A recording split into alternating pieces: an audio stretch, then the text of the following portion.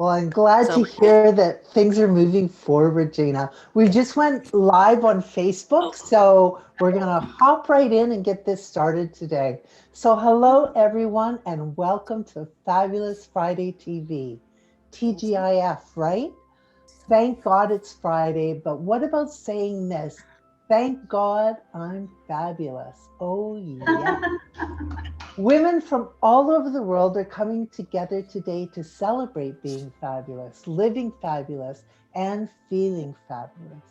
I'm Sherry Kallergis in Vancouver with At 45, the magazine for women when life changes, and the co-founder of Fabulous University.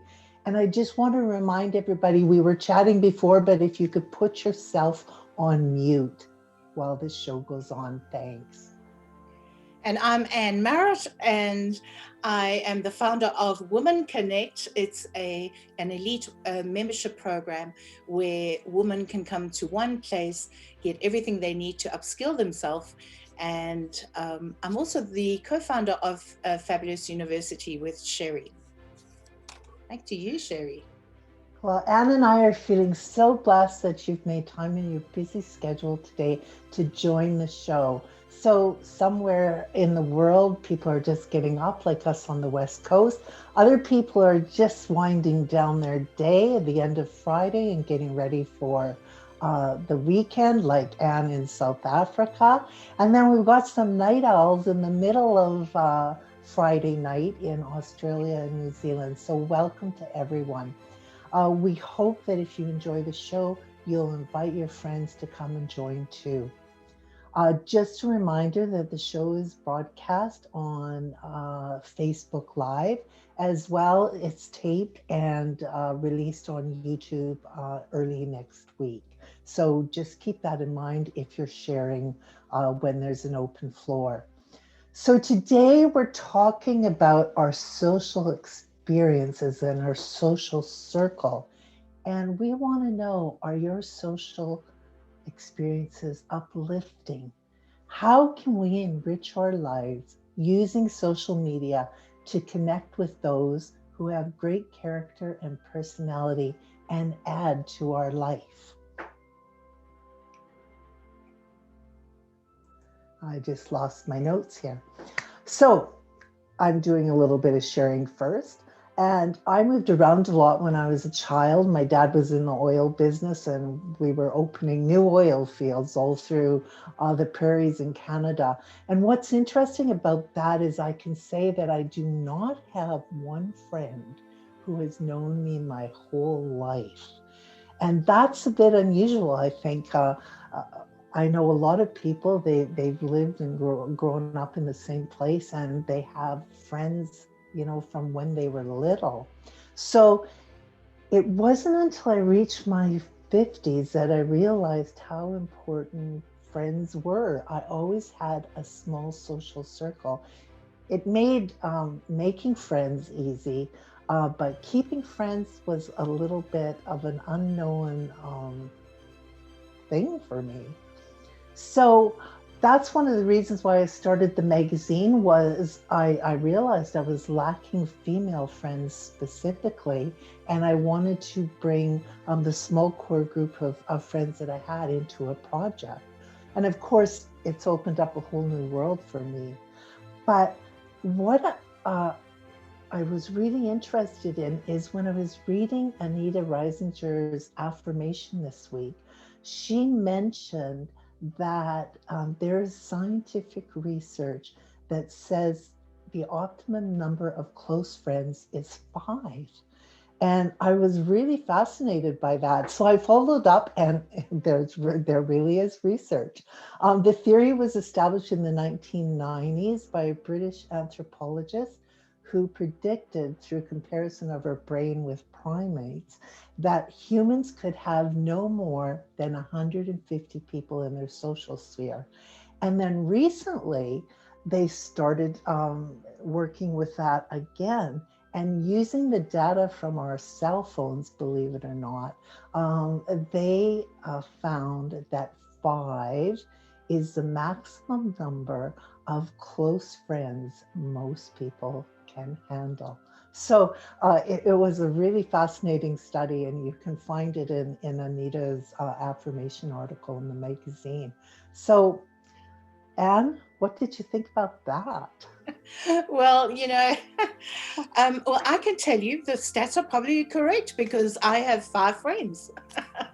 I have also, I mean, and if you think about it, I haven't, I have friends that have connected with me on social media from my school days, but I don't have a friend that's been my friend from as far as back as I can remember. Let's say the furthest back is like class one. The first day of school. I don't have friends, but I've got in touch with and connected with friends on social media from my school days, and when we were young, we traveled around quite a bit. So I have friends from all over South Africa, because I went to different schools. So, and yes, there's been one girl that's been my friend since I was 19, and we are still as close, like she could easily be my sister. And actually, she lives in Durban, where Carol is. And the sad thing is that I haven't really seen her for the last 3 years, which is bad, because the first year was traveling, and then COVID hit, and now here we are. So time just goes so quickly. But yes, she's always been there, and of course, Carol, who's on the show today, I've known her for many years. In fact, we were actually in business together at one stage, and looking after the same company, a very big company that we were working with. We each had our own companies. So yeah, friends they are important to have, and like I cherish my friendship with Carol. I cherish my friendship with my friend Ingrid and Megan. And if you count them on your hand, yes, I've got 5 friends that are the closest to me. People that I know, if I'm in trouble, I can always call on. And I think that that's the main thing. And of course, that they can always call on me. And when you don't speak to them, well, when you do, it feels like you spoke to them yesterday. And that's how you know it's a real friendship. So that's a little story from me, Sherry. Well, and I so agree. And I'm happy to know that I'm not the only one who moved around a lot and was having that experience as a child. I know my husband's family, they've lived here forever. And it doesn't matter wherever he goes in this big city, because he's been here so long, he meets somebody he knows. And I've never had that experience.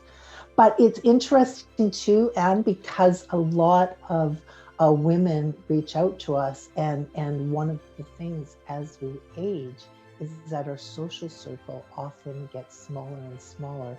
And that's why it's so exciting to sort of dive into this subject and hear what our speakers have to say. So today, I'm so excited to introduce Heidi Ellen. Now, Heidi is an admired positive social media influencer. She's a 3-time published Chicken Soup for the Soul author, a popular motivational speaker, and after leaving her high-profile career in television, Heidi's life changed when she began putting herself first. She's founder of the Positive People Army Facebook group and a founder of Put You First. And she recently released her book, Stories, Finding Your Wings. Welcome, Heidi. Thank you, Sherry, and thank you, Anne. And I loved listening to your stories, and I definitely relate to you, Sherry. I was one of those growing up, my mother loved to move, and she moved us around a lot. And I went to 10 different grade schools before I went to high school.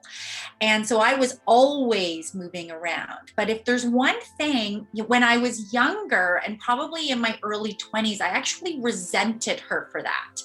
And I resented that because, it's very true. It's like you're constantly the new kid. You're constantly having to create friendships. and you don't have those ongoing relationships that everyone else in your class has. They've kind of all been together since kindergarten, sort of thing. And I didn't have that either. But then it was as, you know, I really started to kind of move into my womanhood, if, you know, when we finally start to understand who we are as human beings, that, to tell you the truth, I have a lot of gratitude for it now, because it truly helped me develop a talent and a skill that some people don't have.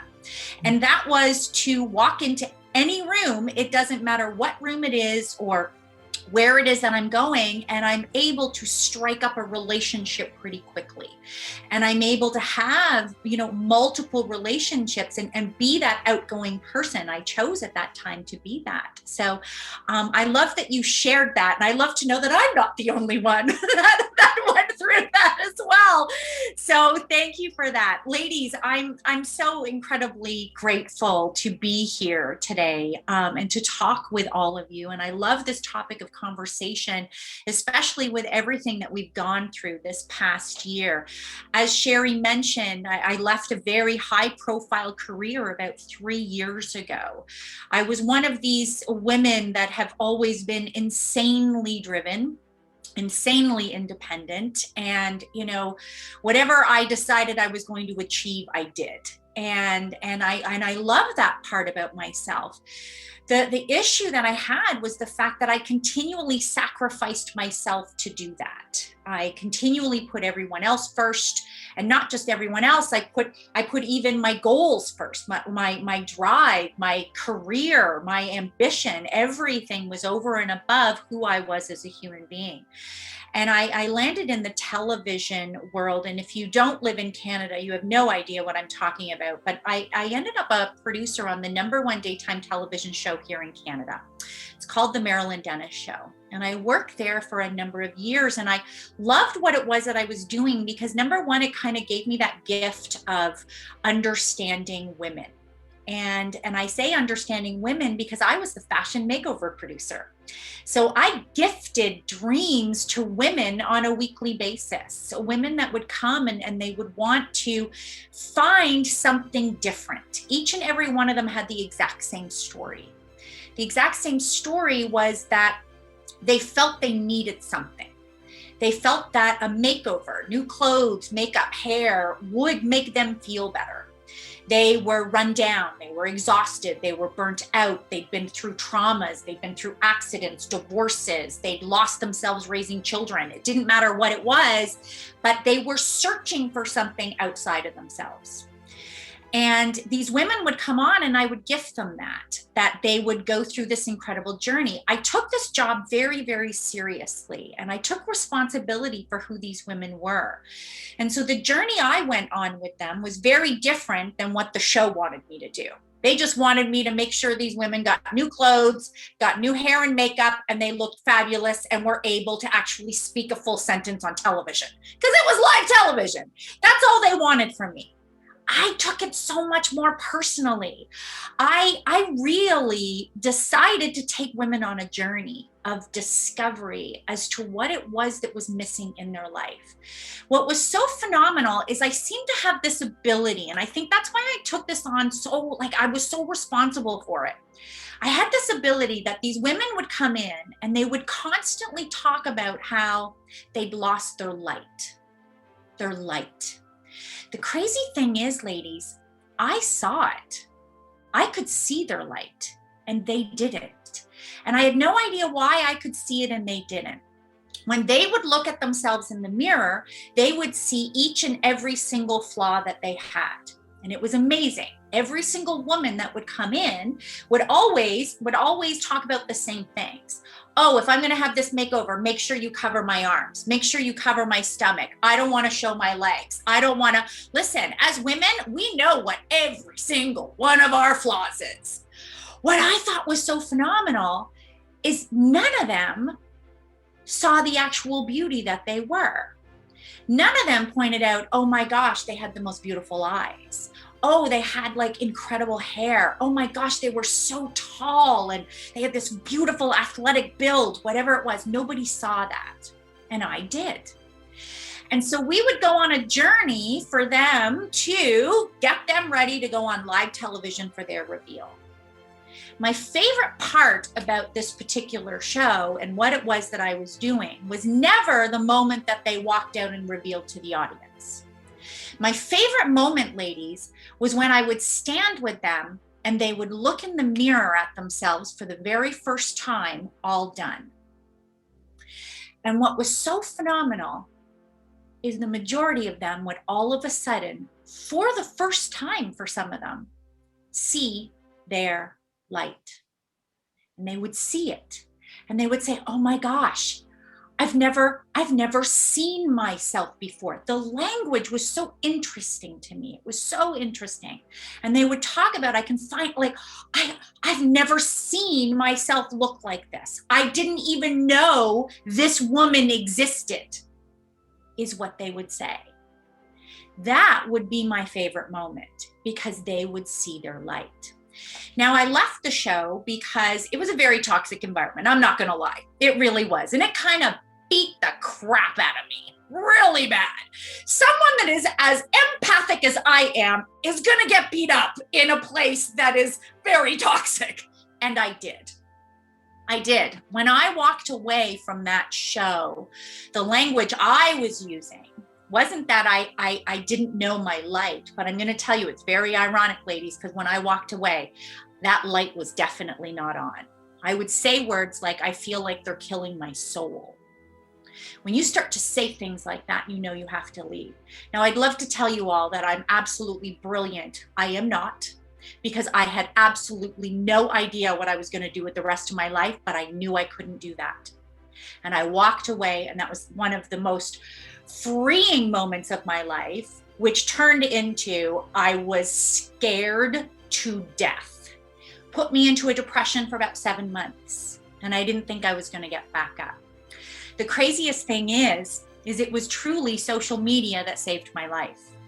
And I know that sounds ridiculous and crazy. When people say that social media is a detriment to society, I'm like, I'm going to tell you right now, you're not using it right. You're just not using it right. Because for me, it's what saved my life. I started writing out my own stories. I was trying to, I'm a bit of a type A personality, as I like to say, on crack. And so what I decided to do was I was going to start writing out my stories, because I just wanted to connect the dots. There's got to be some answers in every single thing that I have just done in my life. There's got to be some answers here as to what I'm supposed to do next, right? So I started writing out these stories. And what I learned was when I was writing them out, I had never in my life actually practiced any form of vulnerability. And I realized in doing this, you know what? If I'm actually going to discover who I am, I better start getting a little vulnerable. Now, I'd love to tell you that I was so incredibly courageous, but I'm not. Because what I did is I actually only dipped my toe in that pool of vulnerability. Because I took these stories and I put them up on a blog. But I wasn't courageous. And yes, I was being vulnerable because I was putting it out there, but I didn't tell one living soul that I did this. I was the only one that knew. Oh, and my husband. That was it. So I put all these stories, I kept putting them up there. Crazy thing is I got to tell you, the universe always has a path for us, ladies. It always does. We don't necessarily know what it is. We just don't. But whatever you believe in, if it's the universe, if it's God, I have a very strong faith myself. I put something out there, and apparently divine had a plan for me, because thousands of people from all over the world found this blog. And lo and behold, they started emailing me. I didn't know what the heck to do with them. They were like, hey, any chance, like your stories sound just like mine. Can you help me? I'm like, help you? I can't even help myself. What are you talking about? I don't have any answers here. So I didn't know what to do with all of these people. I was overwhelmed. What an awful thing to happen to someone, eh? Thousands of people from all over the world wanted to connect with me, and I didn't know what to do with them. So I talked to a girlfriend who said to me, hey, Heidi, why don't you just start a Facebook group? This is the really embarrassing part. If I haven't embarrassed myself enough yet, this is the really embarrassing part about my story. I had no idea what the heck a Facebook group was. I had worked like 24/7. I was not keeping up with social media. I didn't know. I had a profile. I I'd share photos every once in a while, put my kids up there. I didn't know what this was. And I'm like, well, is it hard? She's like, no, Heidi, you go create group, name it, ta-da, you're a group owner. I'm like, okay, well, I can figure that out. So I did this. Within 24 hours of me starting that group, which I called the Positive People Army. I'd love to tell you why I knew I called it that. I really don't. I just knew that all these people felt like an army coming at me, and all they wanted was positivity. They wanted to share it, have it, learn more about it. I didn't know. I was just like, Positive People Army. I just put a name. Within 24 hours of me starting this group, 1,200 people joined it. 1,200.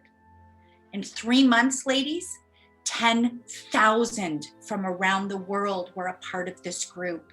It exploded. People were sharing, people were talking, people were communicating. All of a sudden, the person that was like, oh, I know I've got to be vulnerable, started being so freaking vulnerable. I was like Oprah giving away cards. You get some vulnerability. You get some vulnerability. You get some vulnerability. That's who I became. And lo and behold, the earth did not open up and swallow me for doing this. Actually, it grew. And I started to heal. And that was the most amazing thing about what happened. My journey with the Positive People Army has been the most incredible journey. All of these people, I found my path. I found my purpose as to what I was supposed to do. What's so amazing is I started my journey with all of you talking about these women that would come on the show. And what's so phenomenal is how I've ended up, especially this past year, is now my purpose and my drive is inspiring women. It is teaching women how to put themselves first. In that journey, since I've left, I've learned how to do that. Putting yourself first is mind, body, and spirit. Guess what I thought self-care was, ladies? No word of a lie. I thought it was getting my nails done, getting a massage, having that second glass of wine on a Friday night. I seriously thought that's what self-care was. I had no clue that there's all of this mindset and healthiness and spirit and bringing on. And I was like, what is this world? When I discovered the true meaning of what self-care is, and I know I'm a little dramatic, but I felt like the Christopher Columbus of self-care. I felt like I had discovered something and I needed to scream it from the rooftops. Scream it. And that's what I do now on a regular basis. Put You First is a global women's empowerment movement. I've developed programs and challenges and workshops that literally shift women's lives. Again, I'd love to tell you that I'm just this brilliant. Yes, I have a lot of background in coaching and mentorship and all of that, and I've done so much studying over the last number of years. But if you're to ask me exactly where everything came from and all of this stuff that I have laid out, I will truly tell you that it was divine. I will truly tell you that there are directions that I have taken where I just finally gave up controlling everything and gave in to letting spirit gift me what is happening now. And now the women's lives that are changed on a weekly basis blow my mind. I can't even tell you the relationships. And that is social media, ladies. Social media connects us. Your social media is not just a business. Your social media is not just something you scroll to fill up 15 minutes while you're waiting to get into the doctor's office. It's actually true connections. I have found more true connections through social media, through Facebook, through Instagram, through LinkedIn. I have better friends with women that I have never physically met in this world through social media. It's because I make the time to connect with people. I make the time to actually impact and empower each other's lives. When you start using your social media for that, I'm telling you right now, your life will change. If you agree to allow that, if you agree to allow that the people that are needed to come into your life will, then they will. Now, I will also warn you, there are a lot of crappy people out there too. Unfriend them, ladies. Get confident. Get rid of them. I'm telling you, I call myself the queen of unfriending. The queen. If there are people with any sort of negative energy, condescending, anything that is not within my values, you're gone. You're absolutely gone. This is your space, ladies. It's not what other people think. It's what you think. You think. So thank you, ladies, for listening to my ridiculous story of how I actually ended up here. And thank you, Sherry, and thank you, Anne, for inviting me onto this space. I'm so, so honored to be a part of this. Thank you. Oh, well, thank you, Heidi. That was just an inspirational sharing. I've been with you through that whole journey of bringing the Positive People Army through, and I know that you are touching people's lives, and that you know, there is a role for social media in uplifting all of our lives. So thank you so much for sharing that. And today, everyone in the audience is receiving a copy of Angel, which you'll really enjoy. So thank you again, Heidi. That was Thank hysterical. you so much, Sherry. Thank you. That was hysterical. You had me in a fit of laughter. Honestly, I love the way you presented that. Well done. Back to you, Sherry. So next up is Susan Semeniw. She's the president and lead love coach for Divine Intervention Matchmaking, a company she started 15 years ago out of a passion for naturally connecting and helping others. She's always found people either a job or a partner, and continues to be fascinated by everyone's personal stories. She's always been the go-to gal for advice on relationships, and that's why we have her today, and matters of the heart.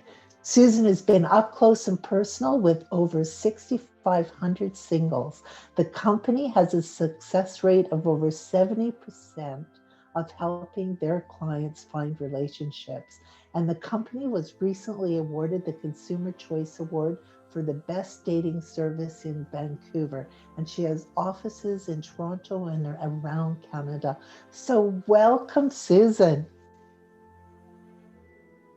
Thank you, Sherry. And I love Heidi's story. It's all about resilience, the same with you. And that's what I love about people. And I'm going to touch today too about positive mindset and positive energy, because I'm all about that. So Anne, are you able to quickly share my screen with the PowerPoint presentation? Yes, I'll do that right now. Okay, so I don't know who's in the audience, but Sherry told me there's a mix of people that are in relationships. So I'm going to talk to that really quickly about things that we can do to help our relationships move forward in a positive way. And then I'm also going to talk really quickly just about dating online, social media. So it'll be a combination of both. But right now, I'm just going to start off with the relationship component. Essentially, the last 15 months have been hugely stressful for a lot of people with relationships. And people need to recognize that they do take work. Relationships are about compromise, common ground, chemistry, a commitment, number one, and also conflict resolution. So before we start, though, I'm going to say this doesn't apply to any type of abuse at all. So in terms of honoring your partner, the number one thing to help your relationship right now is men really appreciate when we value them and we acknowledge it out loud. And there's a behavioral scientist named Dr. Helen Fisher, who I love, and she says that it's really important for us to look at our partner through rose-colored glasses. So just acknowledge and say, I'm lucky to have you. You look sexy to me when. That's really important. Number two is to make time as well and schedule a date night. Within current restrictions. We were just talking earlier about everyone around the world, and we're at different points. So whatever works for you, do a favorite takeout, take an online class together. Right now with the great weather, plan a picnic and keep things light and fun. That's what dating is all about. Another thing is it's ongoing. It's the little things that matter in a relationship. It's not the big things. It's not the wedding, it's the marriage. So just always put some thoughtfulness into small and ongoing powerful gestures. Another thing too is before you go to bed, aim for zero negativity. If you're having an issue with your partner, just place a time, not before you're going to sleep, to have a conversation, and make sure you bring it back to discuss. In terms of the positive component, and I'm going through this quickly because I want to cover a lot of material, what Heidi said is you need to associate with positive people. They will naturally rub off on you. And a really positive couple is someone that's going to be a great influence on you as well. So think about who your peer group is, who you really value as a couple, and just even schedule a virtual date night if you're not able to meet up in person. Number 6, do not hold a grudge. If you are having a conversation with someone, it's important to focus on the matters at hand. A lot of couples who argue bring up things from a couple years ago. So just move forward in a positive way. And conversely, don't hold things in, because what happens, we explode on a slow boil. So people don't know, especially men, what you're thinking. They're not psychic. We need to let them know what the issues are. Another really important thing for a partnership to thrive, and this applies to all relationships, is you really need to listen to your partner or your children or your friends every time they talk to you. Put your phone down, put your computer down, and focus on them. It shows that you have respect for them and it builds trust. And in terms of listening, a lot of men always want to fix things. So if you've got a partner and he always is trying to help you solve a problem, just tell him that you really want him to listen to you. So you can you do it that way. Number 8, good job, Anne, you found the PowerPoint, is newness is really important in a relationship because we get stale, we get routine. Do something to break out of a predictable routine, and it can be anything. It can be new takeout, it could be a new holiday plan, hope for the future. It just keeps things fresh and exciting. And then on the other side, the flip side, reminiscing is really fun. Heidi was talking about relationships with friends, and Sherry, it doesn't matter who your friends are. When you go back and you reminisce from before and you laugh about those positive moments, it helps you to bond together. And you can also recreate a favorite date or favorite meal or something like that. Another really important thing on number 10 is you really need to find couple time. Every single day, block off 30 to 60 minutes. A lot of men feel physically comfortable side by side. Women are always face to face. So just go out for a walk together and just spend time together. Just be. It doesn't have to be a momentous aha moment at all. The next one, I think it's really important too, to laugh and to have fun. This applies to all connections. You know, Heidi was talking about Facebook and social media. Once we do reveals, just try to keep things light as well, especially now. We need some levity, and there's always something humorous and light that we can bring to the table. In terms of any relationship, just even changing the language and using the word we instead of I shows that you're a unit and just changes the energy around your conversation. And the next point is when you're having an important conversation, we think we understand what someone's saying, but often we're thinking about the next thing that we're going to say. So really listen. Actually, it says there's a study that shows only 13% of people listen correctly. We interpret things and we overestimate our understanding. So one of the ways to do stuff is, so what I'm understanding from you is this, did I get this? Like really acknowledge and paraphrase back and repeat what the other person is saying.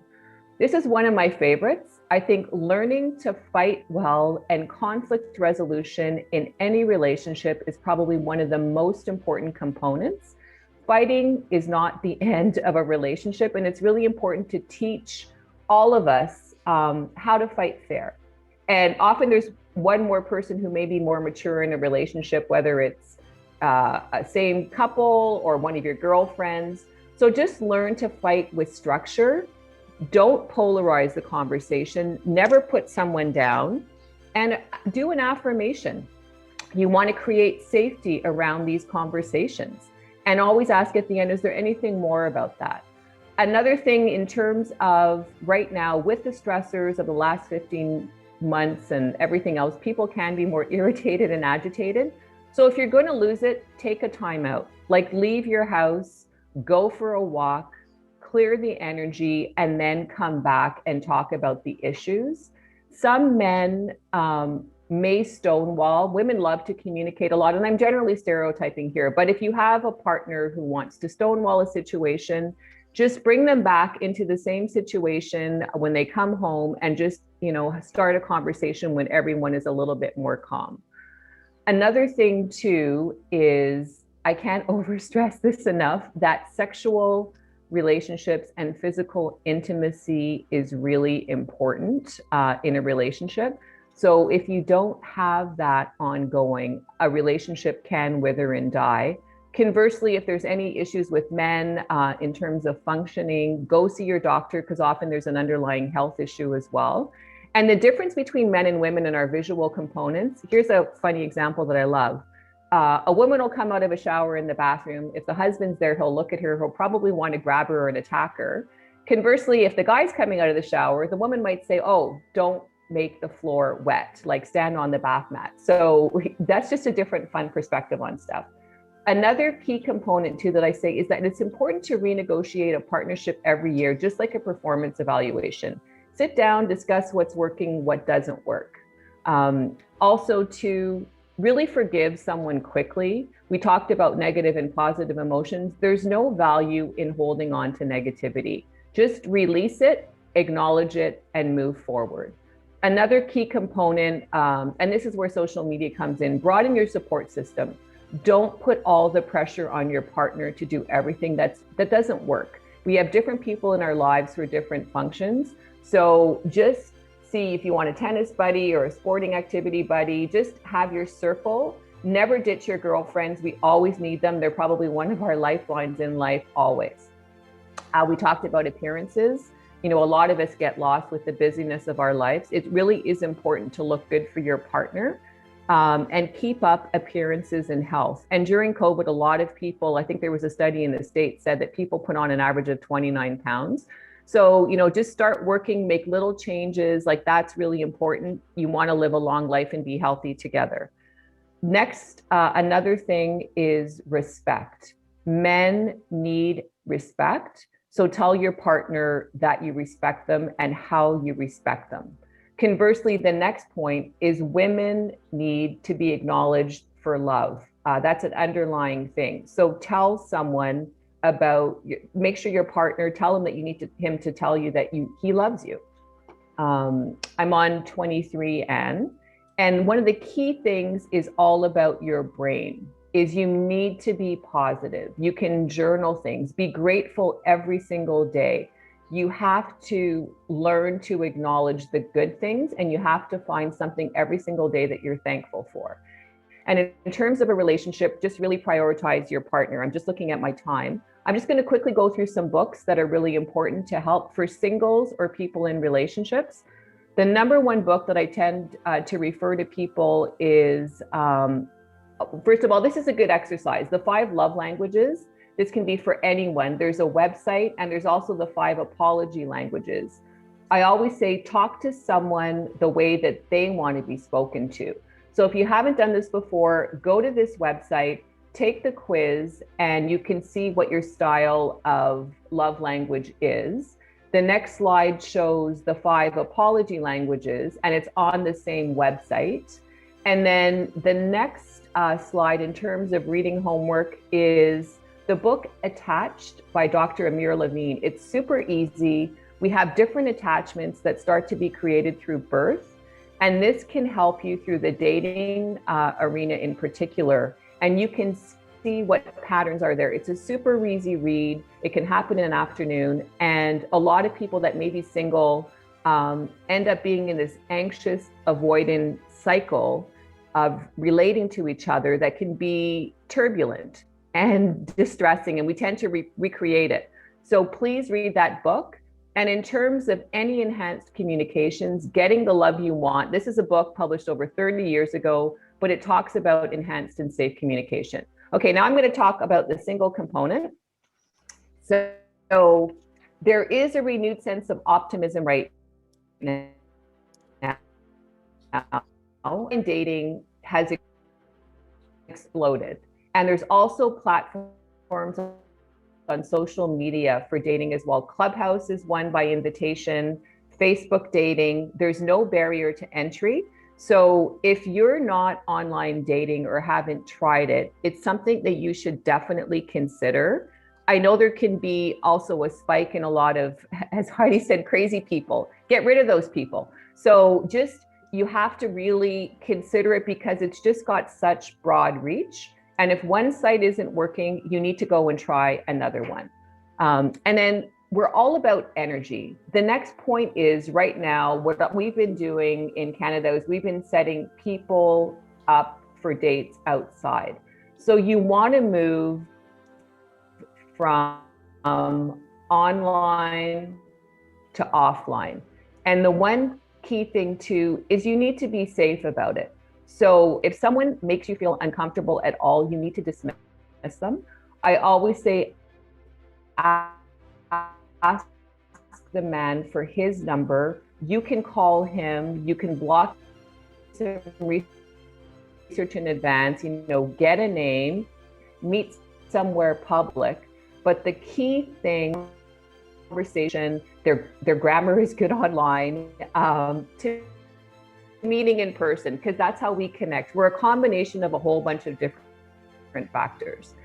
And here's another thing too, a tip. Women can be so quick to dismiss. Commit to seeing someone at least twice. First dates are awkward. People tank. Guys, their conversation.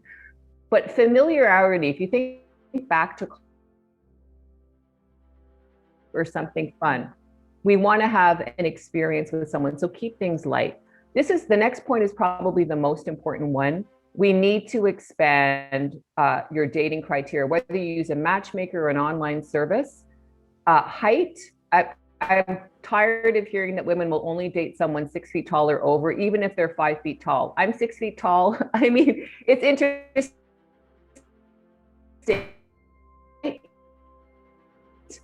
Education, that are educated today are surpassing men that are educated, and they have done so for a long time. Have a master's or PhD, your partner doesn't need to. He just needs to be articulate and get you. You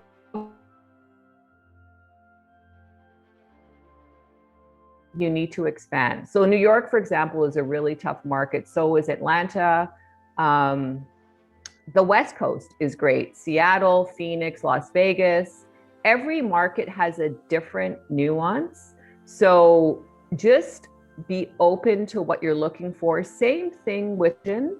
Some people are not as religious. A lot of people are more spiritual. So mixed unions are on the rise. Same thing with someone's ethnicity. Just because someone may outwardly look different than you, the way that they've been brought up, what they've been exposed to, they're very expansive. So the more open-minded someone is, the better. And it's really about how someone makes you feel in person. We think we want all these things on a list. A lot of women come to me looking for less than 1% of the population. If you're online dating, expand your criteria. Oh, and photos. Guys take terrible photos. It's actually shocking to me. They have no clue. Even really successful people, and it can be like pulling teeth. So I've had a lot of women like, nope, I don't want to meet because of the photo. And one of my great stories is this woman was against it. I'm like, I know that you guys are going to get along. And during COVID, fantastic relationship. Not my type. Well, you know what? Move beyond your type. We're about energy again. So the more open, the better. Look for reasons to say yes. Don't look for reasons to say no.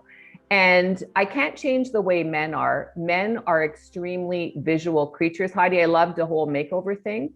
It's really important for women because their brains make snap decisions like less than 1/5 of a second. They're not that complicated. It's fascinating to me. You really need to invest in great photos like hair, makeup, outfits that make you look good. Black and white photos actually too have a really strong appeal. And we need to always check our digital footprint. Go back to your Facebook, see what kind of crazy photos you might have there, on Twitter, on LinkedIn, whatever it is. Just clean up your act and present your best foot forward. And also invest in someone who's a stylist. I've got a lot of great people that can help too. You don't have to spend a lot of money. Minor tweaks are great. And then I really talk about demographics. Know your market, know the ethnic composition of your market. For example, in Vancouver, we are the most active city in Canada. So that's where you meet people outdoors, biking, hiking. If what you're doing isn't working online, go offline and dedicate to do something different every day. And Toronto and Montreal are sort of more cultured. The next thing is you really have to be proactive. Treat this as though you were doing a career change.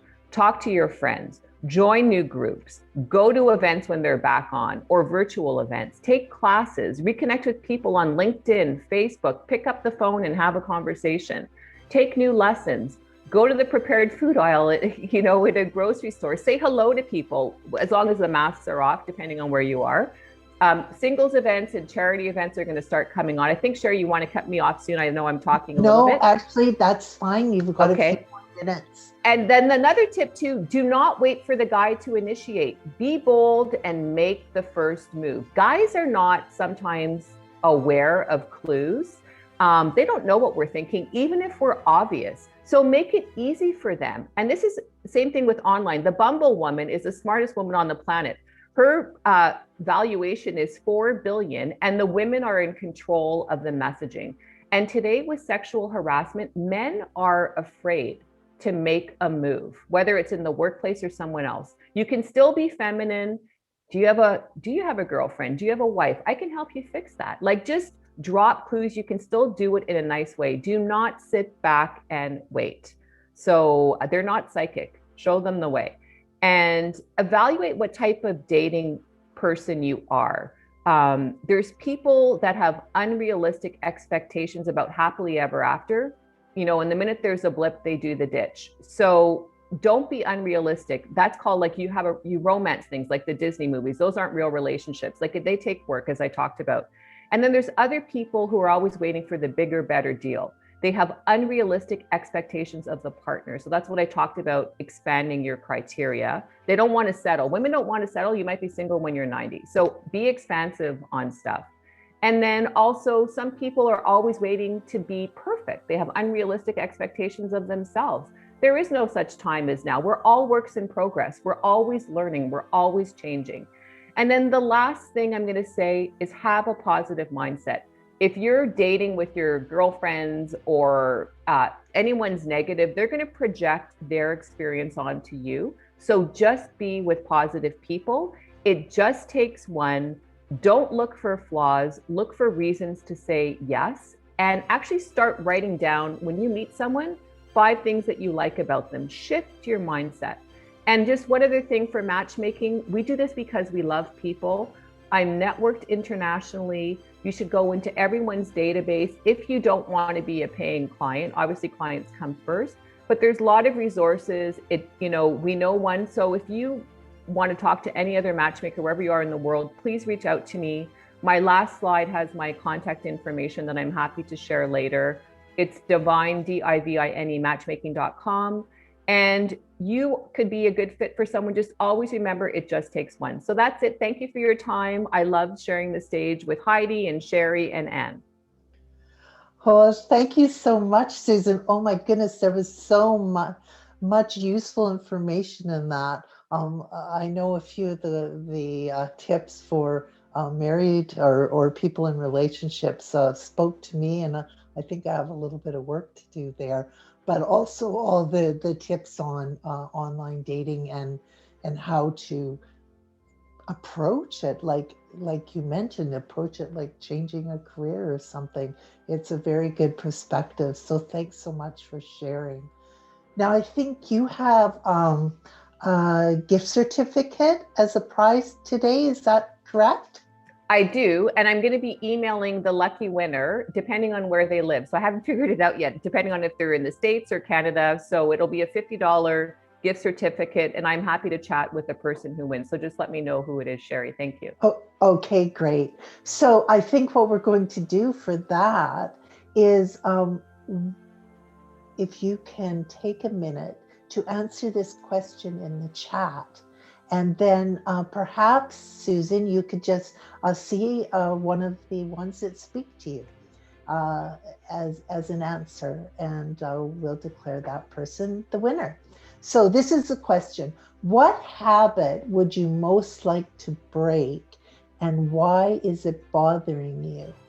So what habit would you most like to break, and why is it bothering you?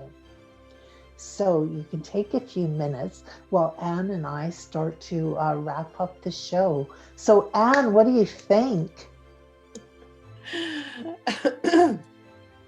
Yeah, well, it's been quite a while since I've been in a relationship.